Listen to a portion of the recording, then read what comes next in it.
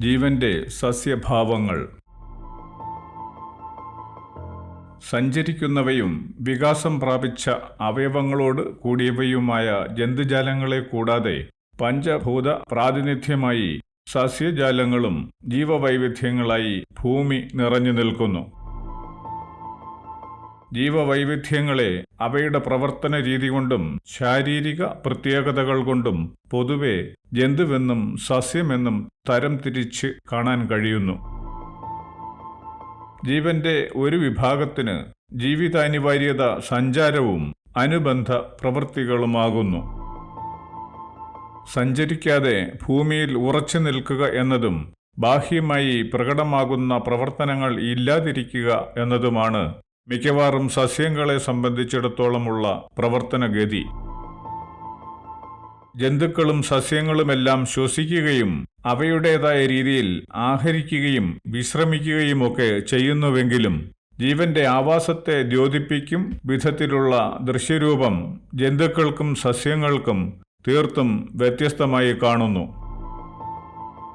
ആവശ്യങ്ങളും സാധ്യതകളും സസ്യങ്ങൾക്കും ജന്തുക്കൾക്കും വ്യത്യസ്തമായിരിക്കുന്നതുകൊണ്ട് രൂപം കൊണ്ട ശാരീരിക ശേഷിയും പ്രവർത്തനഗതിയും സ്വഭാവ ഗുണവുമെല്ലാം വ്യത്യസ്തമായിരിക്കാനേ തരമാവുകയുള്ളൂ. ജന്തുശരീരത്തിൽ കാണാനാവുന്ന പ്രധാന അവയവങ്ങളിൽപ്പെടുത്താവുന്ന എന്തിൻ്റെയെങ്കിലും പ്രവർത്തനം സസ്യശരീരത്തിൽ കാണുവാനേ സാധ്യമല്ല. ജന്തുക്കളെപ്പോലെ തന്നെ ആഹരിക്കുകയും അനുഭവങ്ങളെ ആസ്വദിക്കുകയും ചെയ്യുന്ന സസ്യത്തിന്റെ പ്രജനന രീതികളും മിക്കവാറും ജന്തുക്കളിലേതിൽ നിന്ന് വ്യത്യസ്തമായിരിക്കുന്നു എന്നും തോന്നാം. ജന്തുവെന്നോ സസ്യമെന്നോ വിളിക്കാനാവാത്ത ആദിജീവന്റെ രൂപവികാസത്തിനു മുമ്പേ അനുകൂലമാകും വിധം കൂടുതൽ ഭൗമസത്ത സംഭരിതശേഷി ലഭിച്ചവ കൂടുതൽ പ്രകാശ ആകർഷണ ഊർജ സൂക്ഷ്മത ഏറ്റുവാങ്ങാൻ ത്രാണിയുള്ള ചലനശേഷി സാധ്യമായ ജന്തു എന്ന ഗതിയിലേക്ക് പരിവർത്തിതമായി തീരുന്നു. ജീവഗണത്തിൽ പെടുത്താവുന്നവയും കുറച്ചു മാത്രമായ ഭൗമോർജവും സൗരോർജവും ആകർഷണ സ്വാധീനവും സാഹചര്യത്തിന്റെ ആനുകൂല്യക്കുറവും ഉണ്ടായിരുന്നവയെല്ലാം ജീവൻ സ്പന്ദിക്കുന്നവ ആയിരുന്നുവെങ്കിലും പ്രവർത്തനശേഷിയിൽ സ്വാഭാവികതയോടെ തന്നെ പിന്നിട്ട് നിന്നിരുന്നു. ഇത്തരം സാഹചര്യത്തിൽ ജീവന്റെ ശേഷി എന്നത് കുറഞ്ഞ ഊർജ നിക്ഷിപ്താവസ്ഥ നിമിത്തമുള്ള ആന്തരിക ചലനം മാത്രമായിരുന്നു. ഊർജം അധികമായുള്ള പ്രവർത്തനക്ഷമത കൂടുതലുള്ള ശരീരങ്ങൾ മറ്റ് ശരീരങ്ങളെ നേരിട്ട് ഭക്ഷിച്ചതിന്റെ അവശിഷ്ടമായി വന്ന് ഭൂമിയിൽ ലയിച്ചതും ചത്തടിഞ്ഞതുമായ ജൈവവിശേഷങ്ങളെ ഭക്ഷിച്ച് വളരുന്നതിന് ശേഷി കുറഞ്ഞ ജീവനുകൾക്ക് അനുഭവമായി തീർന്നു എന്ന് മനസ്സിലാക്കാം. സഞ്ചാരതര ശേഷിയോളം എത്താത്ത ജീവനുകളുടെ ചലനാത്മകമായ വൈഭവം എന്നത് മണ്ണിന്റെ നിശ്ചല ഊർജത്തേക്കാൾ അല്പം കൂടുതലുള്ള ആന്തരിക ചലനങ്ങളായിരുന്നു എന്ന് പറയാം. ഇങ്ങനെ ഭൂമിയിൽ ലയിച്ച ജീവാവശിഷ്ടങ്ങൾ ഭക്ഷിക്കാവുന്ന വിധത്തിൽ രൂപപ്പെട്ട അവയവങ്ങളായ വേരുകൾക്ക് സംഭവിച്ച യോഗ്യത എന്നത് ആഹാര സമ്പാദനത്തിന് യോജിച്ച ചലനമില്ലായ്കയായും ഭൂമിയിൽ ലയിച്ചു നിൽക്കുന്ന ജൈവ സൂക്ഷ്മതയെ സ്വജീവനിൽ എത്തിക്കുന്ന പ്രവർത്തനമായും വികസിച്ചു വന്നു. സസ്യം എന്ന അവസ്ഥയായി വളരാൻ മാത്രം പ്രാപ്തമായ ജീവൻ അതിനു പറ്റുന്ന വിധത്തിൽ രൂപപ്പെടേണ്ടിയുമിരുന്നു. അനിവാര്യമായ രൂപപ്രാപ്തിയോടെ ജീവന് സാധ്യമായ ഊർജ സ്വീകരണ രീതി ജന്തുക്കളുടേതിൽ നിന്നും തികഞ്ഞ വ്യത്യസ്തത ആയിട്ടിരിക്കുന്നുവെങ്കിലും ആവശ്യകത കൊണ്ടും പ്രവർത്തന സൂക്ഷ്മത കൊണ്ടും ജന്തുക്കളിലും സസ്യങ്ങളിലും ഒന്നുപോലെ തന്നെയാണ് നിലകൊള്ളുന്നത്. മറ്റ് ജീവരൂപങ്ങളെ ഊർജം എന്ന നിലയിൽ നേരിട്ട് സ്വീകരിക്കുന്നതിന് കഴിവില്ലാത്തതായ സസ്യം എന്ന ദുർബല ജീവനുകൾ ഭൗമഗുണത്തെ തന്നെ ആഹാരമാക്കാൻ നിർബന്ധിതമായി തീർന്നു. സസ്യതര ജീവനുകൾക്ക് ആഹാരവും ഊർജവും ആയിത്തീരുന്ന ഭൗമനിക്ഷിപ്താവസ്ഥ എന്നത് സസ്യ ജന്തുവർഗങ്ങളായി അവസ്ഥാന്തരം പ്രാപിക്കുന്ന ജീവരൂപങ്ങളുടെ നിർമ്മിതിക്ക് ആവശ്യമായി വന്ന അടിസ്ഥാന ഘടകങ്ങളും ആയിരുന്നു.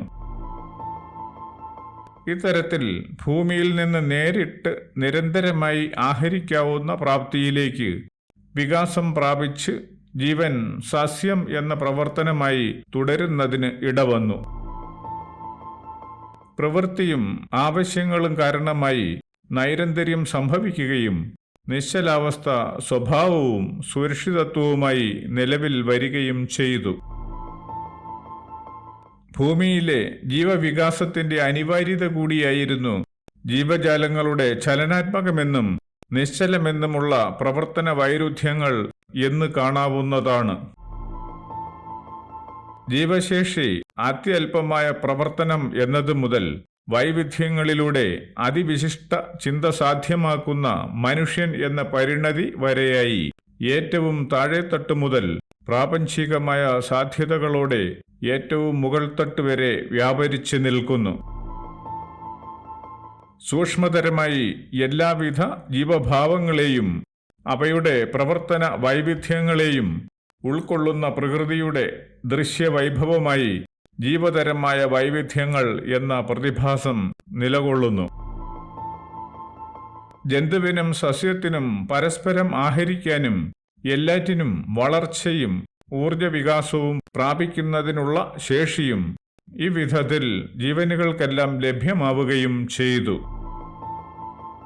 പ്രകൃതി അതിൻ്റെ വൈഭവ പൂർണ്ണത കൊണ്ട് അതിൽ ഉണ്ടാവുന്നതൊന്നും അധികമോ അസന്തുലിതമോ ആകാത്ത വിധം സ്വയം സംരക്ഷിക്കുന്ന മുമ്പേ നിശ്ചയിക്കപ്പെട്ട പ്രവർത്തനമായി തന്നെ പരസ്പരം ആശ്രയിച്ച് ആഹരിച്ച് സംഭവിക്കുന്ന ജീവവൈവിധ്യം എന്ന പ്രതിഭാസം നിലകൊള്ളുന്നു.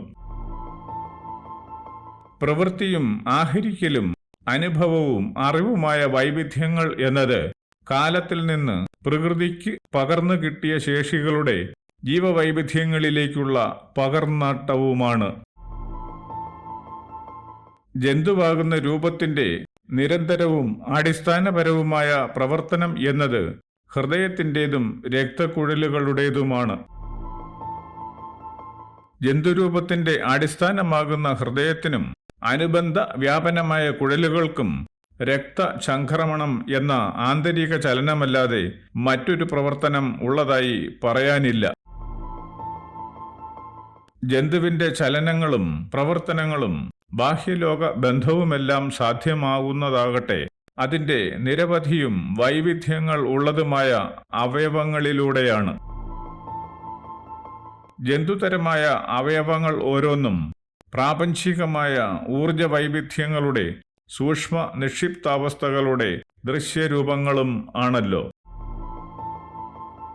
പ്രാപഞ്ചികമായ ഊർജവിശേഷങ്ങളെ പ്രാതിനിധ്യതരമായ അവയവങ്ങൾ വഴി യഥേഷ്ടം പരിവർത്തിതമാക്കുന്നതിന് സാധ്യമാവുന്നില്ല എന്നതിനാലാണ് സസ്യജീവന് ജന്തുജീവനുകളുടേതുപോലെ ചലനമില്ലാതിരിക്കുന്നത് എന്ന് തിരിച്ചറിയാനാവുന്നു.